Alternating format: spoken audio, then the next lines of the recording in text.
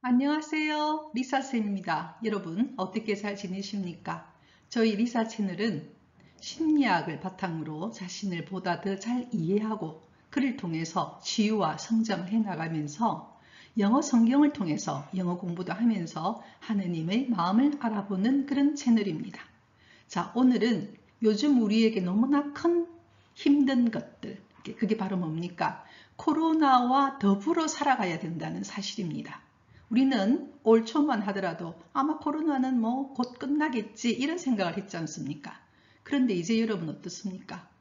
특히 유럽 쪽에는 엄청나게 코로나 환자가 늘어나면서 아니구나, 코로나 우리는 어쩌면 이 바이러스와 함께 살아가야 되겠구나, 그런 생각을 하게 됐지 않습니까? 그로 인해서 오는 여러 가지 불안과 우울, 이게 참 우리에게 큽니다. 그죠? 그래서 오늘 우리는 이 문제를 함께 여러분과 다루고 싶습니다. 먼저 심리학에서 우리 불안은 뭐예요, 여러분? 어떤 때 이런 불안합니까? 예, 우리가 앞을 알 수 없을 때 굉장히 불안해집니다. 그래서 우리 비행기를 탈 때도 갑자기 비행기가 굉장히 흔들리면 우리는 불안하죠, 그죠? 이제 그럴 때는 그 비행기장인 캡틴은 반드시 그 이유를 이야기해 줍니다. 아, 지금은 우리가 이런 난기류를 가고 있기 때문에 비행기가 이리 불안합니다. 그럼 우리는 마음이 좀 안심이 됩니다. 그죠? 그래서 불안은 항상 우리가 무언가를 모를 때 오는 불안입니다. 또한 동시에 우리 인간 존재는 본래 불안합니다. 왜냐하면요, 인간은요, 결국 죽는 존재입니다. 만약에 우리가 죽지 않는다면 우리는 그렇게 불안할 게 없습니다. 왜? 내일 만약에 모르더라도 그 다음날 알게 되면 하면 되는 거잖아요. 그렇지만 우리 인간은 주어진 시간 속에서 살아가야 하고 앞을 사실은 잘 모르죠. 당장 어떤 일이 있을지. 우리는 코로나가 있을 줄은 생각도 못했고, 전 솔직히 이렇게 제가 유튜브를 할지도 생각도 못했습니다. 자, 이와 같이 우리에게 불안은 언제든지 있는 인간 조건인 것입니다. 또한 동시에 우울은, 근본적으로 우울은 뭡니까? 우리가 아무리 해도 안 될 것 같은 것, 아무리 해도 안 되는 것들. 그럴 때 우리는 갑자기 뭘 느끼느냐? 무기력을 느낍니다. 그래서 우울의 가장 깊은 것은 어쩔 수 없는 것들, 아무리 해도 안 되는 것에서 우리는 더 이상 어쩔 수 없구나. 그래서 무기력해지죠. 뭐 해봤자 소용이 없다. 그래서 그냥 모든 것에 손을 놓게 되는 것이 바로 우울이거든요.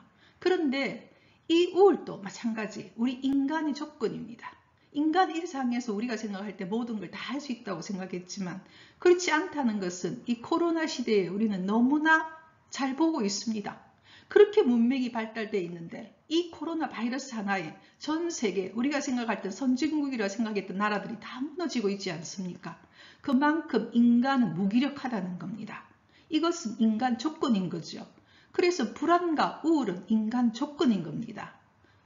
이 세상 어느 누구도 불안하지 않고 우울하지 않는 사람은 없습니다. 심지어는 아주 어린 아기조차도 우울할 수 있어요. 그래서 인간은 누구나 불안하고 우울하다는 것, 이거는 인간 조건인 거죠. 그만큼 인간은 완벽한 존재가 아닌 것입니다. 그리고 인간은 결국 mortal, 죽는 존재이기 때문에 이런 여러 가지 현상들이 나타나는 거죠. 그래서 M. 스코필이라고 하는 미국의 아주 유명한 정신과 의사인 이분이 있습니다. 이분의 너무나 유명한 책, 제가 옆에다 적어놨죠. The Road Less Traveled. 이 책에서 첫 장에 그분은 그런 이야기 합니다. 모든 여러 가지 심리적인 문제들, 정신적인 문제들은 이 삶이 고통스럽지 않다, 고통을 부정하는 데에서부터 일어난다고 이야기를 하고 있습니다. 결과적으로 인간이란 존재 자체가 본래 불안하고 우울할 수밖에 없고 인간의 삶이란 결국은 문제가 있을 수밖에 없다는 겁니다. 따라서 스트레스는 있는 것이라는 거죠. 여러분 생각하면 스트레스가 없으면 참 좋겠다 하지만 스트레스가 없게 되면 사람은 허무해지고 건태로워지고 또 실존적 좌절이라고 하는 게 또 있을 수 있습니다. 그래서 스트레스가 있다는 것은 최근에는 제가 알고 있는 어떤 분의 책은 스트레스가 힘이다 라는 책까지 났거든요. 왜냐하면 우리가 인간이란 조건 자체가 약간의 그런 긴장을 갖고 있을 때 인간은 훨씬 더, 인간도 한 동물이거든요. 살아있다는 것이죠. 그래서 저는 정말 죽은 사람은요, 딱딱하게 굳어가지고요, 아무것도 없어요. 예, 저는 저희 아버님 입간할 때 제가 너무나 사랑하는 아버님이었기 때문에 돌아가시고 나서 입간할 때 제가 저희 아버님을 안았던 기억이 있습니다. 죽은 존재는요, 딱딱하고 아무것도 없어요. 살아있기에 스트레스가 있는 것입니다. 고로 인간 삶 자체가 어렵고 고통스럽다는 겁니다. 이게 조건입니다. 만약에 인간 삶이란 것이 어렵지 않고 고통스럽지 않다. 왜 어려워야 하느냐? 왜 고통스러워야 하느냐? 그거는 아이와 같은 이야기입니다. 왜냐하면요. 심리학에서 2살 때 아이는 어떤 그 한상을 가지느냐 하면요. 전지전능이라고 하는 한상을 가집니다. 그래서 어떤 아이 같은 경우에는 만화에서 보고는 그 만화 그대로 행동을 하다가 크게 다치는 경우가 있죠. 왜? 자기가 전지전능하고 다 할 것 같은 생각을 하는 거예요. 하지만 여러분 이제 어른이 된 여러분은 다 겪고 있지 않습니까? 여러분 뜻대로 다 됩니까? 이 세상이 아니지 않습니까? 생각도 못한 일들이 생기고 또 내 안에 또 나는 그런 생각을 가지고 있지 않는데 나도 모르게 그런 행동을 하게 되는 너무나 연약한 존재인 게 바로 인간 조건인 겁니다. 그래서 어렵고 고통스럽다. 그래서 우리가 불교에서 뭐랍니까? 삶은 고해다. 예, 그거는 진리인 것입니다. 결국은 인간의 삶 자체가 어렵고 고통스럽습니다. 그래서 긴장이나 불안이나 우울은 인간 삶의 한 요소이고 이게 살아있다는 증거인 것입니다. 그래서 지금 우리 현재 상황은 우리 본래 인간 조건이 갖고 있는 이런 어떤 불안과 우울에다가 또 우리 개인이 각각이 갖고 있는 짐이 있지 않습니까? 각자의 가정 환경 속에서 또는 사회 조건 속에서 여러 가지 조건 속에서 본래 인간이 갖고 있는 짐, 지어야 될 짐이 있고 지금 현재는 인류 공통의 짐입니다.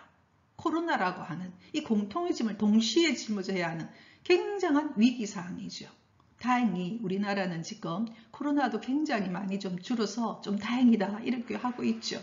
하지만 코로나로 인해서 지금 겪고 있는 수많은 경제적인 활동을 하는 분들 중에서 특히 취약계층은 굉장한 고통을 겪고 있어요. 특히 장애인 단체들, 그 다음에 어려운 곳들 지원이 끊어져서 굉장히 힘들어하고 있고 와서 봉사활동 하지 않는 분들이 많으니까 여러 가지 힘들게 돌아가고 있고 그 다음에 직장에서 사람이 필요 없으니까 별 상사가 안 되니까 또 나가게 되고 여러 가지 문제들이 굉장히 많죠.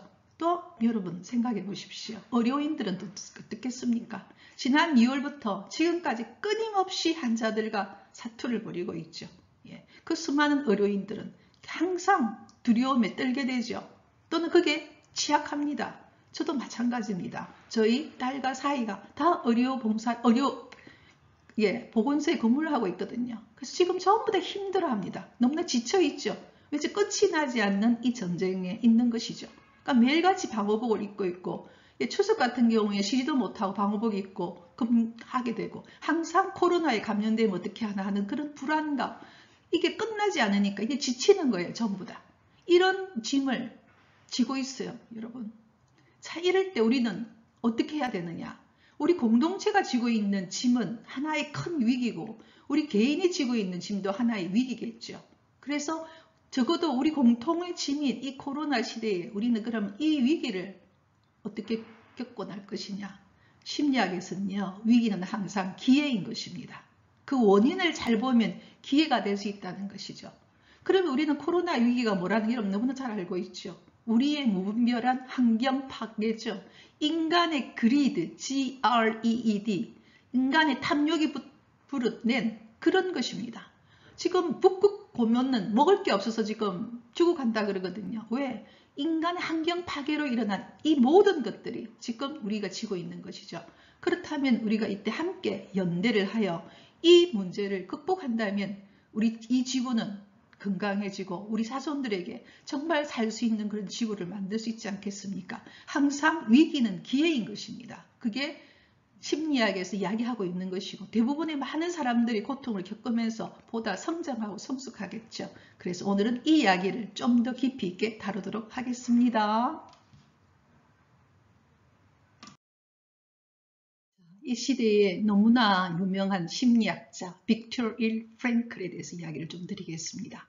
빅토르 프랭클은 비엔나에서 정신과 의사로 있었습니다.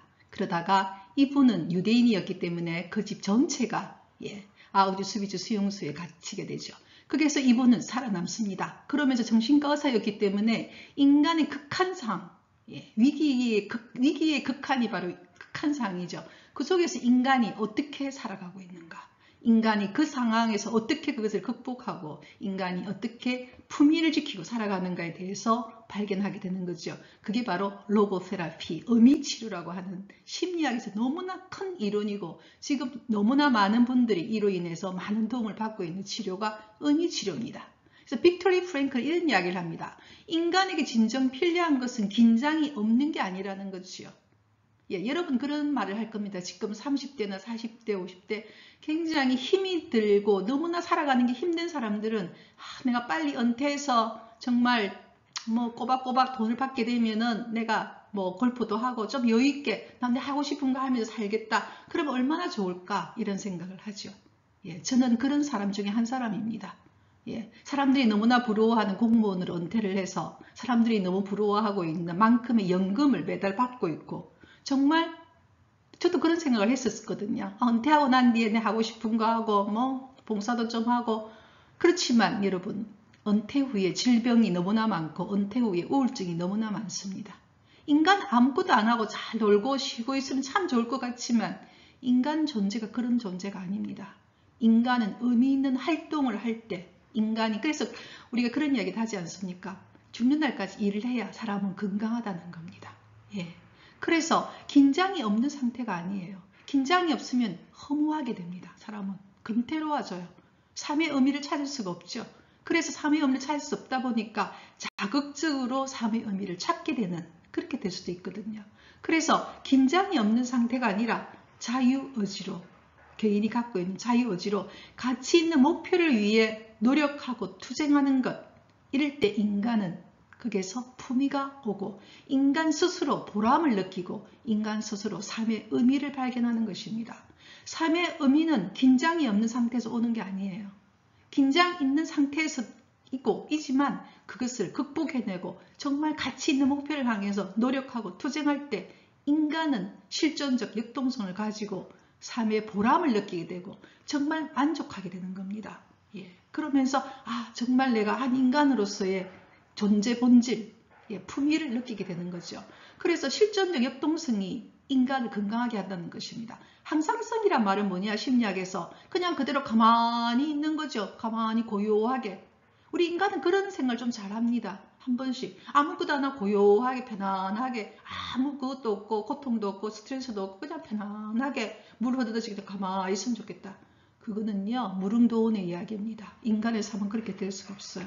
만약 그런 삶이라고 한다면 그 안에서 보람을 찾기는 어렵습니다. 인간의 모든 인류 역사의 문명의 모든 가치와 특히 심리학에서의 모든 이론들은 전부 다 고통에서 나왔습니다.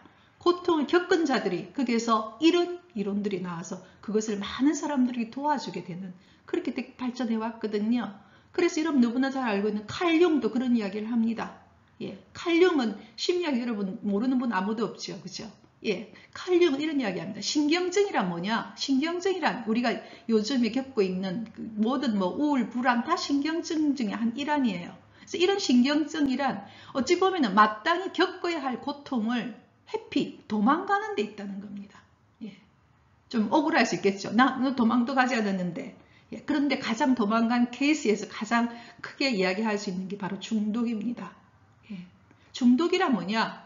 내가 겪어야 할 이 세상의 스트레스, 이 세상에서의 고통, 이 세상에서의 불안, 이 세상의 우울 이것을 잊기 위해서 찾는 것이 바로 다 중독적인 그런 행위들입니다. 내가 그걸 잊기 위해서 술에, 그걸 잊기 위해서 도박에, 그걸 잊기 위해서 게임에, 그걸 잊기 위해서 여러 가지 이런 시대 같으면 돈이 중요해. 그래서 막 그런 것에 그냥 매몰되어서 거기에서만 하는 그런 것들. 모든 것은 다 중독이 되거든요. 그래서 건강만 너무 생각하는 데서 맨날 운동만 하고 운동도 중독이 될 수 있어요. 예. 그러니까 모든 것이 그게 내가 정말 겪어야 할 본질을 보지 않고 그것을 그냥 잊고 도망가기 위해서 선택하는 것이 중독적 현상이거든요. 예. 그러면 결국은 인간은 뭘 잃게 되느냐? 인간이 정말 고통스럽고 약한 존재지만 또한 동시에 인간은 위대한 존재이기도 합니다, 여러분. 그게 인간이라는 너무나 양면성이죠. 인간은 너무나 약한 존재지만 또한 동시에 그 사람이 그 순간에 무엇을 선택해서 어떤 가치 있는 목표를 향해서 노력하고 투쟁하느냐에 따라서 인간의 품위가 결정되는 위대함이 탄생되는 거죠. 그게 바로 인류 역사가 우리에게 그 이야기를 하고 있거든요. 그에 반해서 중독은 지금 눈앞에 있는 것들을 다 피하는 거예요. 예, 그래서 중독에서 제일 먼저 하는 것이 거짓말이죠. 아니다라고 하지만 자기 내면은 그걸 알고 있어요. 그래서 그냥 쾌락에 끊임없이 도망가서 그것을 빠져가는 것이 바로 중독의 한 현상입니다. 그래서 우리가 불안하고 우울하다는 것은 인간이 건강하다는 거예요. 그렇다면 그것의 본질을 보고 내가 이 문제를 어떻게 인간적 품위를 가지고 해나갈 것인가. 이것이 우리에게 과제인 것이죠. 자, 우리보다 약력한 존재지만 우리가 품위를 가질 수 있는 선택을 어떻게 해가는가 앞으로 알아보도록 하겠습니다. 모든 가치 있고 의미 있는 것은 시간이 필요로 합니다. 여러분, 우리가 어떤 일인 불안이나 우울이 오면 빨리빨리 그 문제를 해결하고 싶죠. 어떤 문제를 너무 빨리빨리. 우리나라 사람은 특히 빨리빨리 그렇지 않습니까? 저도 그런 사람 중에 한 사람이지만 하지만 제가 이 세상을 살면서 깨닫고 있는 점은 그리고 알고 있고 그 다음에 제가 심리학 공부하면서 알고 있는 점은 뭐냐면 가치 있는 것들은 전부 다 시간이 걸린다는 것입니다. 무엇이든지 빨리빨리 뭔가를 이루고 싶고 뭔가를 하고 싶다는 것은 별로 그것은 여러분 그 중독도 빨리빨리 만약에 제가 졌는데 그런 이야기를 했는데요. 만약에 내가 오늘 그 도박을 했는데 결과가 며칠 뒤에 나온다 이러면 그 별로 사람 중독되지 않습니다. 뭐든지 빨리빨리 이렇게 될 때 중독되거든요. 부도 빨리빨리 이루고 싶고 그래서 빨리 어떤 걸 투자하면 될 것인가. 사람들이 그게 그냥 매몰될 수가 있어요. 빨리빨리 뭔가 결과를 얻고 싶은 것 아닌 것이죠. 모든 가치 있고 의미 있고 그런 것들은 시간을 요합니다. 긴 시간을. 그것을 우리가 견뎌낼 수 있는 힘이 또한 중요한 것이죠. 자, 그렇다면 우리가 이런 문제의 본질을 직면하는 것 그리고 분류하는 것 이거는 모든 심리적인 문제에서의 해결책이 바로 이것입니다. 모든 심리적인 문제의 해결책은 중독도 마찬가지. 그 다음에 심리적인 불안, 우울, 그 외의 모든 문제는 본질을 보는 것이에요. 직면, confrontation, 딱 직면하는 겁니다. 한마디로 고통을 내가 딱 직면을 하게 되면요. 그 고통의 힘이 빠집니다. 여러분이 딱 보고 있는 그것을 분명하게 직면하는 것이죠. 내가 정말 무엇을 진짜 두려워하고 있는지, 무엇을 정말 불안해하고 있는지, 그러면 그걸 직면을 하게 되면요. 그 본질 자체가 그것이 힘이 사라집니다. 그래서 우리 인간이 가질 수 있는 것 중에 하나가 굉장히 불안할 때는 이런 말을 하면 굉장히 도움이 됩니다. 아, 내가 불안하구나. 아, 내가 우울하구나. 나와 그 감정을 분리시키는 것이죠. 인간은 그럴 수 있습니다. 그럴 때 그 감정을 바라다 볼 수가 있죠. 아, 내가 지금 이 시점에서 불안해하고 있구나. 내가 이 시점에서 지금 내가 우울해하고 있구나. 그런 나를 제3자처럼 내가 볼 수 있으면 분리하면은 굉장히 그 힘이 사라집니다. 그거 첫 번째 직면입니다. 그러면서 내가 본래 내 그 불안과 우울, 그 밑바닥에서 내가 무엇을 정말 내가 두려워하는가? 대부분은 죽음을 두려워합니다. 그렇다면 우리 생각해 볼 수 있죠. 건강하다는 것은 뭐냐면요. 심지어 건강하다는 것은 뭐냐면요. 죽음을 바라볼 수 있어야 합니다. 내라는 인간이 죽는 존재라는 사실이죠. 그래서 그렇다면 내가 만약에 죽는다면 내가 정말 이 순간에 후회할 것이 무엇이고 내가 정말 한다면 나는 무엇을 그렇게 억울해 할 것인가. 그걸 생각해보고 그것을 바라보면서 그것을 내가 어떻게 할 것인가 할 때 인간은 힘을 가지게 됩니다. 그러면서 동시에 분류해야 된다는 것입니다. 그럼 여러분 무엇을 분류는요. 첫째는 이것입니다.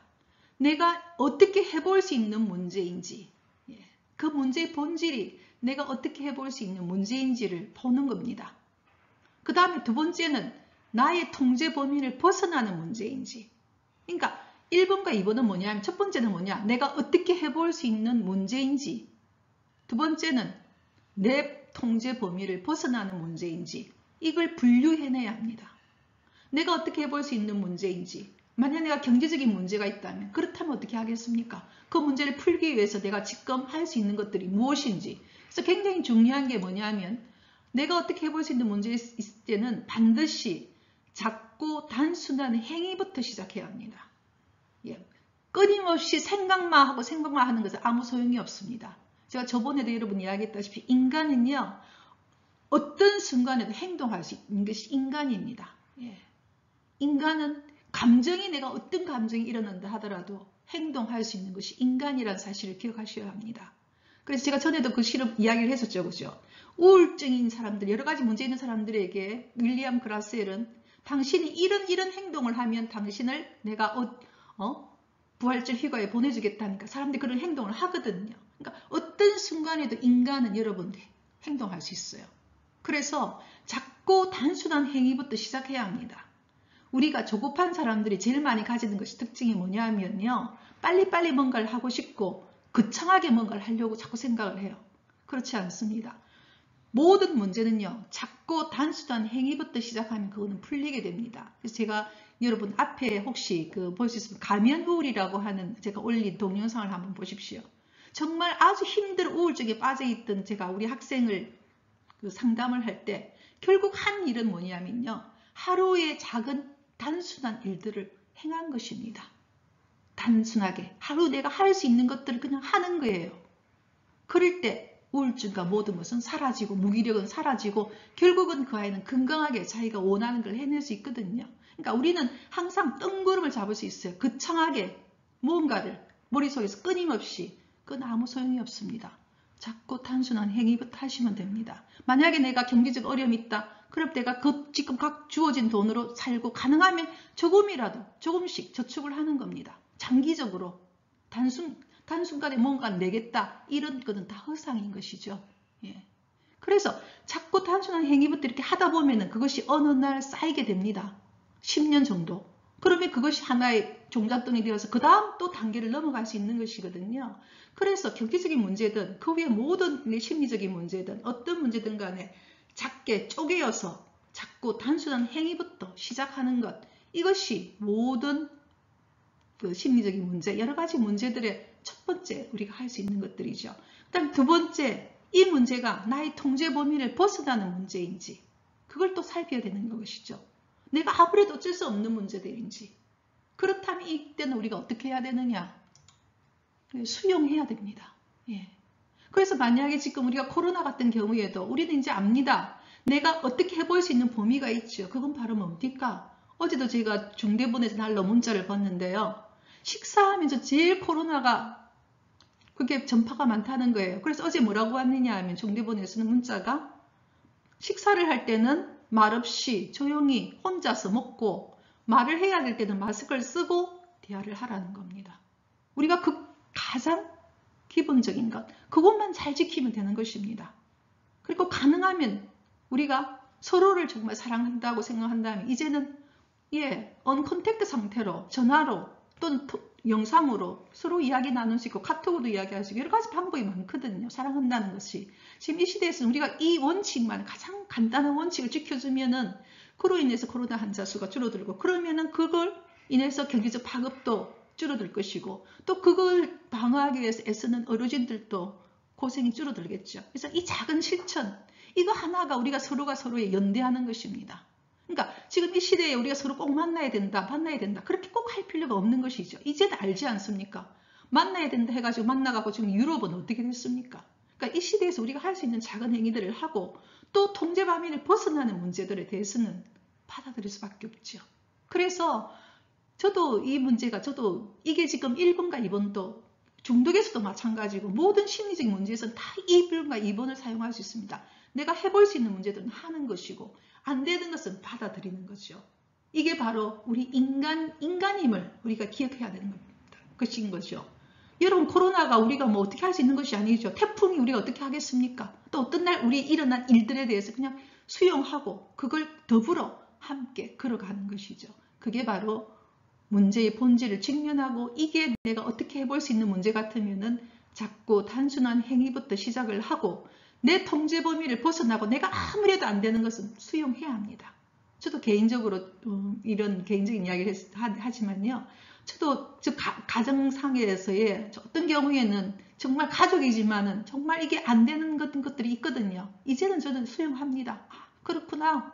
그대로 받아들이면서 그러면 이 받아들인 상태에서 내가 뭘 할 것인지 이렇게 보는 것이죠. 그래서 오늘 여러분에게 심리적 문제든 어떤 문제든 간에 첫 번째는 직면하고 그 문제의 본질을 바라보고 그 다음에 이것을 분류하는 것, 내가 어떻게 해볼 수 있는 문제인지, 내 통제 범위를 벗어나는 문제인지, 그리고 이것을 분별할 수 있는 지혜, 이것이 평화를 바라는 기도의 본질입니다. 내가 어떻게 해볼 수 있는 문제인지, 안 되는 문제는 받아들이고, 받아들인다고 해서 인간임을 인정하는 겁니다.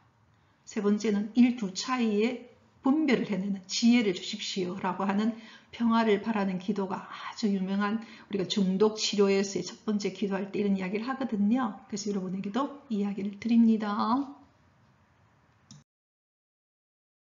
그래서 제가 앞에도 이야기했던 빅토르 프랭클은 Man's Search for Meaning, 즉 의미 치료에서 이런 이야기를 합니다. 삶이 우리에게 던지는 질문이죠. 문제라는 것은 뭐냐? 삶이 지금 우리 살고 있는 이 삶에서 우리에게 던져진 질문이죠. 내가 던진 질문이 아니에요. 내가 받은 이 질문이죠. 내가 받은 질문은 바로 문제잖아요. 이 문제는 말이나 명상이 아니라는 겁니다. 글로 해결될 수 없어요. 올바른 행동과 태도, 어떤 태도로 내가 이걸 임할 것인가, 그리고 어떤 마음으로 그것을 보고 올바른 행동하는 것, 그리고 태도, 이거는 모든 심리학에서의 답입니다. 그래서 우리에게 던져진 이 질문, 삶이 지금 우리에게 던지고 있는 이 질문들을 내가 올바른 행동과 태도에서 찾아서 그것을 책임지는 것, 이게 바로 성장하는 것입니다. 이게 성숙한 인간이 되는 것이고 품위를 가진 인간이 되는 것이 이것입니다.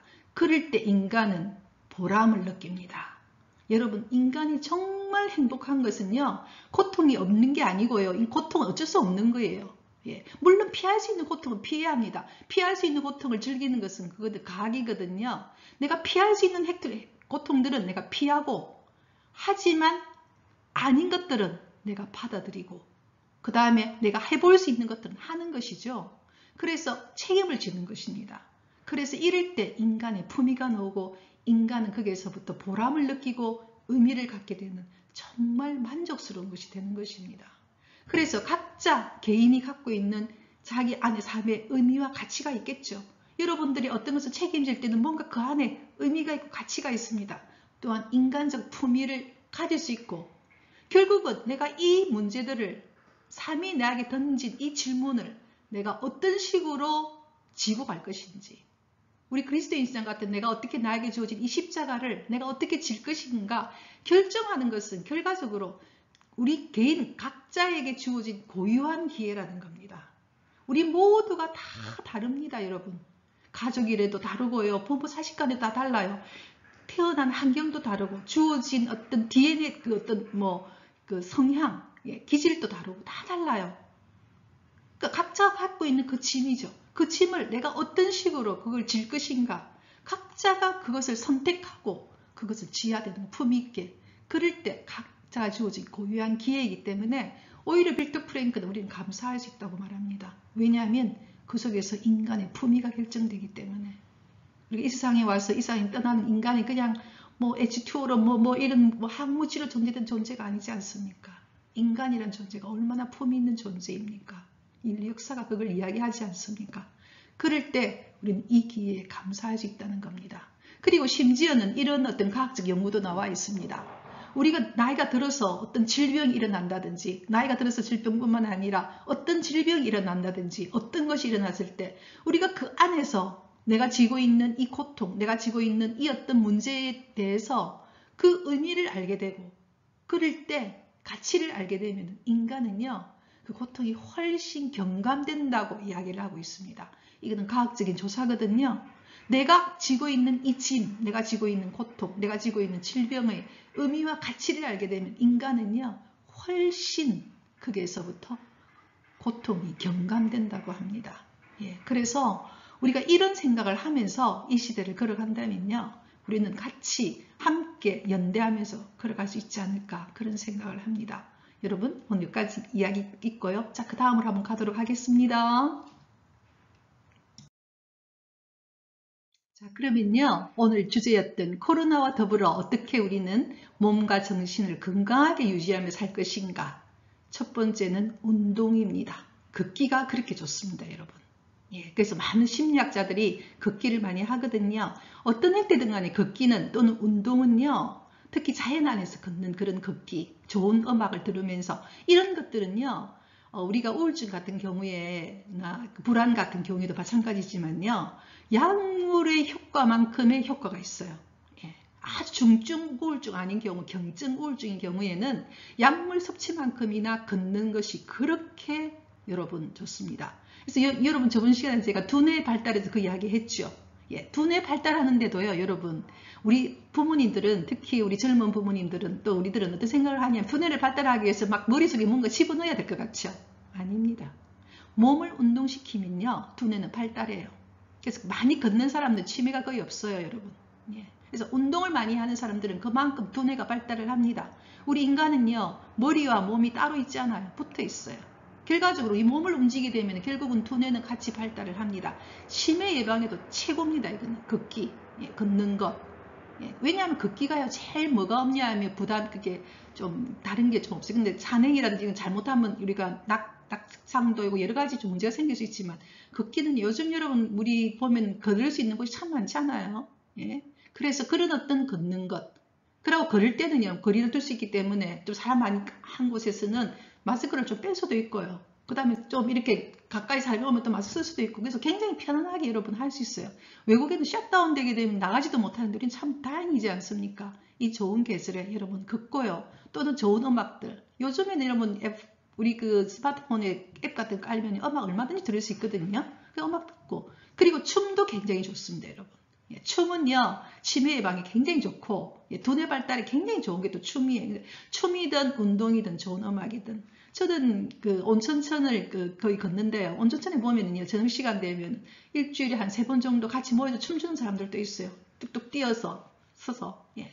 그렇게도 하거든요. 예, 그런 것들. 그러니까 정신적인 문제의 최고 치료법은 운동입니다. 그래서 여러분 윌리엄 가라셀이라고 하는 우리 아주 유명한 현실요법 치료자는요, 꼭 상담할 때 같이 두 분이 뭐 하느냐, 조깅, 그러니까 같이 좀 뛰면서 걷다가 또 상담하고 걷다가 왜냐하면 그게 그만큼 효과가 있기 때문에 그렇습니다. 이거는 과학적인 증거가 나와 있어요. 예, 걷기는요, 우울증 약의 만큼의 효과가 있다라는 겁니다. 특히 경증 우울증, 중증인 경우 좀 문제가 조금 달라지겠죠. 왜 중증이 되느냐 하면요, 끊임없이 그대로 있다 보면 나도 모르게 두뇌가 그쪽 방향으로만 이렇게 회로가 연결돼서 그래요. 그게 결국은 고정되는 거죠. 끊임없이 그런 생각만 하다 보면은 패턴화가 되는 거죠. 시스템화가 되기 때문에 중증으로 넘어가게 되거든요. 하지만 운동은 우리를 결국 살아있게 합니다. 두 번째는 제가 여러 번 이야기했지만 작고 단순한 행위들을 쪼개어서 시작하십시오. 절대 욕심부리면 안 됩니다. 어떤 행위를 내가 오늘 이만큼 하겠다 하면 그 중에서 3분의 1만 하시면 됩니다. 하지만 끊임없이 하시면 됩니다. 아주 작은 일을 매일같이 한 스텝 이렇게 밟는 것처럼 작고 단순하게 쪼개어 행동을 해야 됩니다. 어떤 분 운동 좋다 하니까 제가 알고 있는 분들 중에서 과도하게 운동해갖고 바로 탈나는 분들 굉장히 많거든요. 그거는 전부 다 뭐냐? 욕심에서 비롯된 겁니다. 빨리 결과를 얻고 싶은 것. 그것은 다 모든 것에 마이너스입니다. 작고 단순하게 쪼개어서 하시면 됩니다. 세 번째는 여러 번 이야기하지만 우리는 인간이란 사실을 받아들여야 합니다. 인간은 불안하고 우울할 수 있어요. 예. 그래서 정말 우리가 사랑하는 사람들과 친밀한 관계, 지금은 꼭 만나는 게 친밀한 관계를 할 이유가 없어요. 충분히 모든 것이 다 발달되어서 얼마든지 우리는 얼굴을 바라보면서 이야기할 수 있어요. 예. 영상통화를 하면 되는 거죠. 예. 그래서 친밀한 관계는요, 또 뭐에 도와주느냐? 두뇌 발달에 굉장히 좋고, 인간이 하버드 대학의 연구 결과가 그겁니다. 하버드 대학에서는 연구를 이 사람들은 40년간 연구를 했거든요. 그러니까 어떤 사람이 일생을 20대 만나고 그 다음에 몇 년 뒤에 만나고 해서 20대 사람을 80대까지 만나는 그런 연구들. 그 결과가 몇 년 전에 발표됐을 때 인간이 언제 정말 행복하냐? 아주 친밀한 관계를 갖고 있을 때 인간은 행복하답니다. 많은 사람을 알고 있다고 행복한 게 아니에요. 많은 사람을 알고 있지만 외로울 수 있어요. 정말 어떤 사람과 아주 깊은 친밀한 관계가 우리 인간을 행복하게 하거든요. 그래서 이 친밀한 관계를 언컨택트 시대에 서로를 정말 사랑하는 마음으로 서로 행복하면 되겠죠. 그게 친밀한 관계고. 그 다음에 지금 우리는 서로가 된 이 위기 상황에서는 공동체가 함께 연대를 해야 합니다. 여러분 지금 알고 있지 않습니까? 우리 그 사회에서 어디가 취약 부분인가? 항상 약한 고리가 있어요. 그 약한 고리가 뭐냐? 여러분 항상 지금 일어나고 있는 이 발병하는 곳들, 그 다음에 그로 인해서 고통받는 이들은 항상 약자들입니다. 우리 사회에서. 예, 저도 정말 많이 받은 사람 중에 한 사람이거든요. 그래서 이 약한 사람들을 우리가 어떻게 공동으로 도울 수 있을까? 우리 조금만 전략하면은 충분히 그쪽을 도와줄 수도 있고 후원할 수도 있고 또 여러 가지 방법으로 그들을 도울 수 있을 거거든요. 그래서 이렇게 함께 걸어간다면 우리도 같이 행복할 수 있고 서로가 서로에게 손을 잡고 행복하게 걸어가겠죠. 그리고 또 한 가지 연구도 어떤 게 있는지 아십니까, 여러분? 내가 정말 어떤 이들을 위해서 봉사를 하고 정말 그들을 후원하고 돕게 되면요. 내 두뇌가 활발하게 움직여서 굉장히 행복한 분비된다는 거예요. 그래서 여러분 인간은요. 자기 자신만을 위해서 이렇게 한다고 인간은 행복하지 않아요. 내가 정말 어떤 것을 해서 빅터 프랭크도 그런 연구를 한 적이 있는데요. 굉장히 우울한 사람들을 볼 수가 없지만 그 사람들을 봉사활동하게 했어요. 그랬더니 그 사람들이 우울증이라든지 불안이 다 사라진 거예요. 예. 돈 받은 것도 아니에요. 왜냐하면 단순하게 가서 뭘 느꼈느냐? 보람을 느꼈던 것이죠. 그래서 우리가 이 시대에 이 어려운 시기에는 우리가 조금 전략하고 정말 제가 정말 존경하는 우리 프란스 교황님이 그런 이야기 하던데요. 세상에 빈곤이 있다는 것은 우리의 부끄러움이라는 거죠. 예. 우리는 얼마나 음식물 갖다 버리는 게 얼마나 많습니까? 그래서 우리가 그걸 조금만 내가 정신 차려서 이런 시기에 잘 하다 보면은 조금 해서 다른 곳을 기부할 수도 있는 것이고 여러 가지 방법으로 우리는 함께 걸어간다면 굉장히 우리 마음 안에 뿌듯함과 가치와 보람을 느끼게 되는 것이거든요. 그래서 우리 같이 이 아름다운 이 위기의 시간을 함께 손잡고 함께 멋지게 걸어갔으면 좋겠습니다. 자, 여러분 오늘 여기까지 하고요. 그 다음 또 가도록 할게요. 자, 이제는 영어 공부를 한다 생각하시고 자, 우리는 영어 성경을 보도록 하겠습니다. 저번 시간에 제가 여러분에게 물었죠. Who is David? 누가 다윗인가? 다윗의 이야기입니다. 이제 다윗의 이 이야기는 제가 저번 시간에 이야기했죠. 예, 사무엘이 다윗의 끊임없이 사무엘서의 이 이야기가 나옵니다. 예, 그래서 지금부터 여러분과 이 이야기를 하도록 하겠습니다. 여러분 알다시피 사울이 다윗을 질투로 해서 얼마나 다윗을 죽이려고 하는지 예, 끊임없이 죽이려고 합니다. 여러분 사무엘 1서를 보면은 끊임없이 죽음에 봉착하는 것이 다윗이었거든요. 근데 어느 날 이 다윗을 잡기 위해서 사울이 예, 군대를 풀어서 왔다가 어느 동굴 속에 용변을 보러 들어갔죠. 그죠? 저번 시간에 제가 그걸 했었죠. 용변을 보러 들어갔을 때 어떤 일이 벌어졌습니까? 다윗이 다윗의 부하들이 이때가 기회입니다. 이 사울 왕을 죽이십시오 하는데 안 죽이고 어떻게 했어요? 옷의 조금만 뒷자락만 잘랐죠. 거기에 대해서도 뭐라고 이야기합니까? 당시에 다윗이 예, 부하들에게 하느님이 기름 부은 자를 내가 어떻게 손을 대느냐? 그건 아니다. 이런 이야기를 하면서 나와서 이 사울에게 멀리서 이렇게 이야기를 합니다. 자, 오늘 이 문장을 보도록 하겠습니다. See, my father, look at this piece of your love in my hand. 자, see라는 동사가 왔고 칸마 놔놓고 look at 동사가 왔습니다. 명령문입니다. 그죠? 보세요. 나의 아버지. 왜 나의 아버지라 했을까요? 나의 아버지가 바로 사울 왕이죠. 왜냐하면 사이였죠. 예. 사울이 딸과 결혼을 했기 때문에 다윗이 사이입니다. 그렇죠? 그래서 다윗이 나의 아버지라고 부르는 이유는 바로 예, 그렇게 부르고 장인어른인 거죠. 한마디로 나의 아버지 보세요. look at 보세요. This piece of your love in my hand. 제 손에 있는 your love, ROV 여러 번 이야기했습니다. 그죠? 예복처럼 생긴 옷. 왜냐하면 사울은 왕이기 때문에 예, 옷이 예복 같은 옷을 입었겠죠. 그러니까 내 손에 있는 당신 이 옷의 이 조각을 보세요. 왜냐하면 용변 볼 때 뒤에서 잘랐으니까 이 조각을 보세요. I cut off. 저는 잘랐습니다. cut은 현재도 cut이고 과거도 cut입니다. 여기서는 과거형이겠죠. 내가 잘랐습니다. 무엇을? The corner of your love. 당신의 옷의 조각을 제가 잘랐습니다. But 그러나 did not kill you. but은 등위 접속사니까 but과 did not kill 사이에 무엇이 생략됐나요? 네, 주어 I가 생략됐죠. But I did not kill you. 하지만 저는 당신을 죽이지 않았습니다. 이야기하는 거죠. 아버지 보세요. 여기 당신 옷의 조각을. 나는 당신의 옷을 잘랐지만 죽이지 않았습니다. 이제 now understand 제발 좀 이해해 주세요. 그리고 recognize 인식해 주세요. understand는 이해하면서 그리고 이걸 인정해 달라는 겁니다. recognize 해달라. 뭐에 대해서?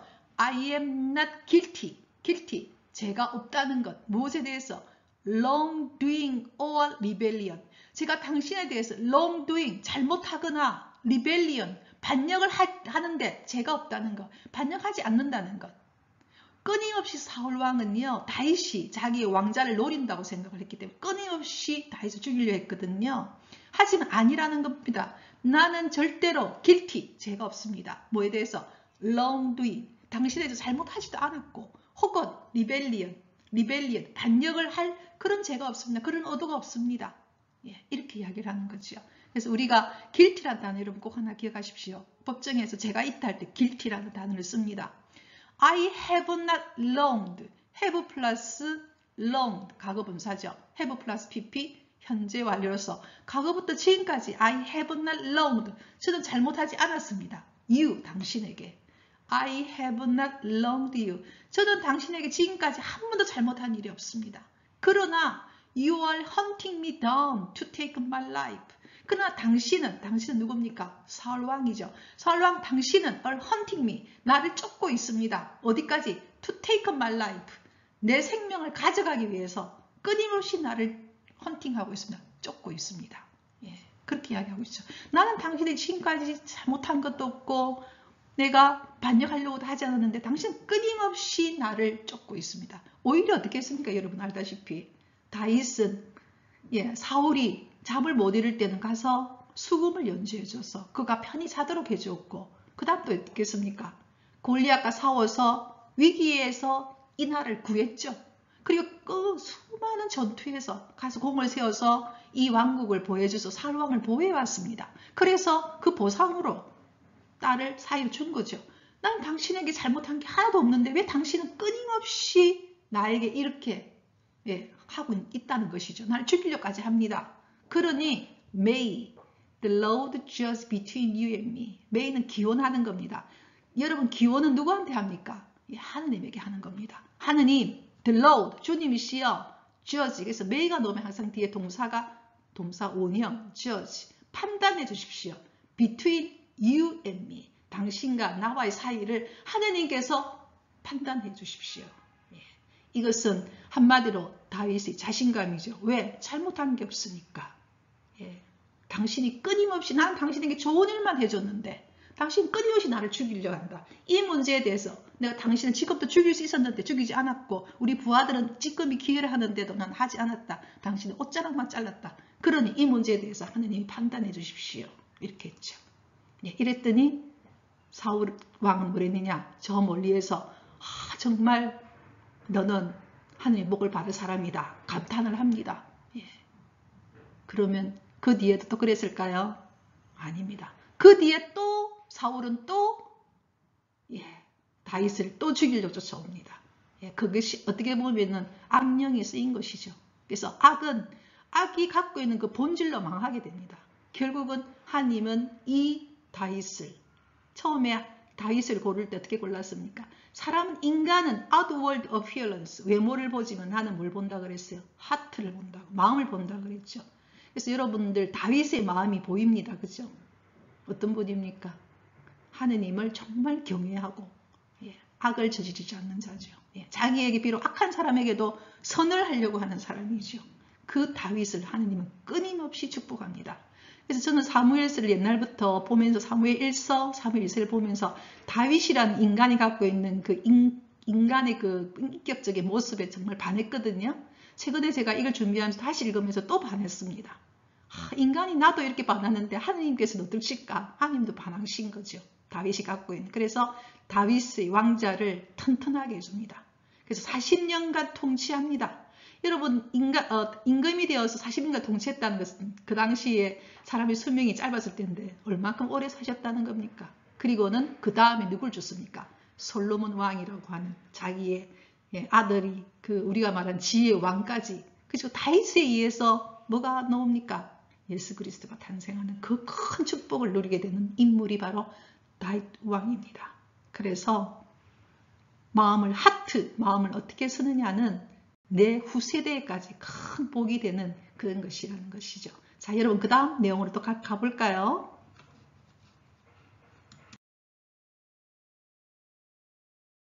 그래서 여러분 오늘은 이 내용으로 여러분과 함께 마치려고 합니다. 한번 봅시다. Be strong and courageous. be 동사 원형이 와서 명령문입니다. 그러니 strong 강해지고 courageous 용기를 가져라.